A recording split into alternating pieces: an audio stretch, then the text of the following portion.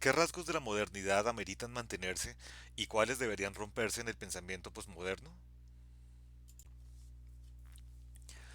Aunque la posmodernidad se da como reacción ante la crisis de los valores modernos, que terminaron volviéndose contra sí mismos y generando fenómenos de exclusión y desigualdad, no todo lo que caracterizó a la modernidad tiene una malignidad intrínseca. La sociedad moderna, por ejemplo, creía en el arte como una forma de vida, en la universalidad de los preceptos de la ética y en la ciencia, entendida esta como generadora de verdad y de progreso, lo cual sigue siendo deseable en la sociedad contemporánea. Aún con los desmanes de la industrialización, la concentración del capital, la cosificación del individuo humano y el desdén por el medio natural, no se puede afirmar categóricamente que la creación del Estado moderno, que busca que el control social esté limitado por una constitución que garantice y proteja las libertades y derechos de los ciudadanos, haya perdido funcionalidad. Asimismo, las exigencias de la industrialización y las ideas renacentistas convirtieron la educación en una oportunidad para acceder a una mejor calidad de vida, criterio que aún tiene vigencia. La modernidad promovió transformaciones en la organización de las naciones. La secularización de los estados dio paso al poder republicano, la racionalidad administrativa y la industrialización. Consecuente con ello, la aparición de los estados-nación permitió reorganizar los territorios, lo que propició la creación de las urbes y la posibilidad del desarrollo industrial y el progreso económico y tecnológico. El crecimiento de estas urbes, por su parte, obligó al poder republicano a establecer constituciones que pretendían compilar un conjunto de leyes que regularían a las sociedades a través de los poderes ejecutivo, legislativo y judicial. Esta estructura, heredada de la modernidad y que, no obstante, albergue fenómenos como la burocracia y la corrupción, no es en sí misma buena ni mala. Su óptimo funcionamiento depende más bien del marco axiológico en el que descanse y éste, más que de la fase histórica en la que transcurra el pensamiento del individuo humano, depende de su naturaleza, es así, intrínseca. De la modernidad se pueden rescatar elementos como su espíritu libertario en el abordaje de los problemas filosóficos tradicionales, el desarrollo de las ciencias experimentales y su nueva taxonomía determinadas por criterios lógicos y de exactitud, y la prevalencia de la razón humana sobre la fe dogmática, siempre y cuando obedezca a una visión antropológica más que antropocentrista. Que la filosofía moderna, en un proceso de secularización, se empieza a ocupar del problema del conocimiento, articulando diferentes sistemas de pensamiento en torno a una nueva construcción cognitiva del universo,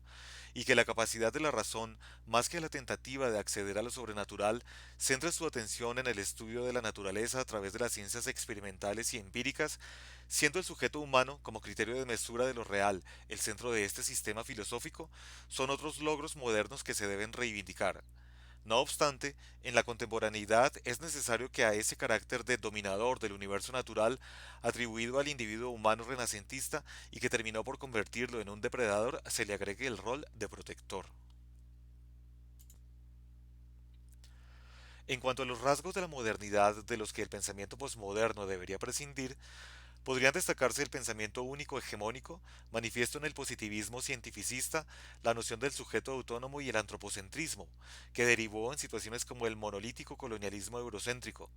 los conceptos de tiempo lineal y espacio extenso cualitativo, la cosificación humana y la lógica del dominio, que propicia fenómenos como el supremacismo blanco masculino, heterosexual y rico.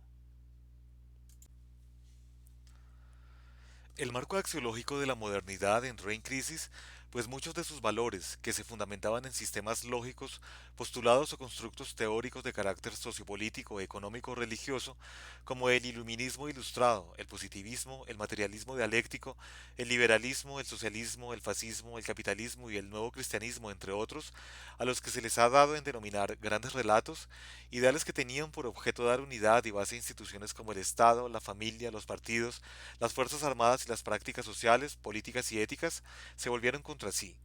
No obstante, se insiste en que, aunque valores modernos como la libertad, la democracia, el liberalismo económico, el cientificismo, la justicia, etc., hayan engendrado en la posmodernidad los monstruos de la corrupción, el escepticismo, la burocracia, la intolerancia, el fundamentalismo, el totalitarismo, los supremacismos, el fascismo, la desigualdad, el populismo, la exclusión, etc., estos valores no son intrínsecamente nocivos. Se trata más bien de que en la contemporaneidad se regulen a través de una gestión con enfoque social y criterios bioéticos. ¿Conviene un retorno a los presupuestos de la modernidad tras habernos embarcado como civilización en el pensamiento posmoderno?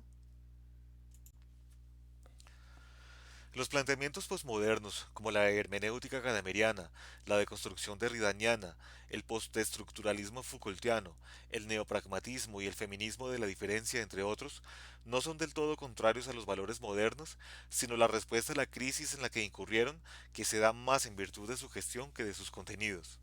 De hecho, más que negación de la modernidad, estas propuestas tienen en común que son una lectura diversa, crítica e irónica de lo dicho y lo no dicho en la tradición hegemónica moderna,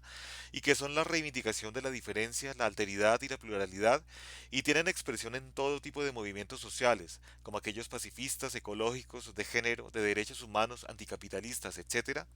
y en constructos teóricos y prácticas alternativas, como las lógicas paraconsistentes, las resistencias, el rescate de las culturas, filosofías, políticas y teologías otras, de la animalidad y de lo sagrado, de los vínculos en lo común y la participación, y las nociones del tiempo y el espacio no lineales, extensas ni sucesivas, sino en sincronía con el devenir del ser.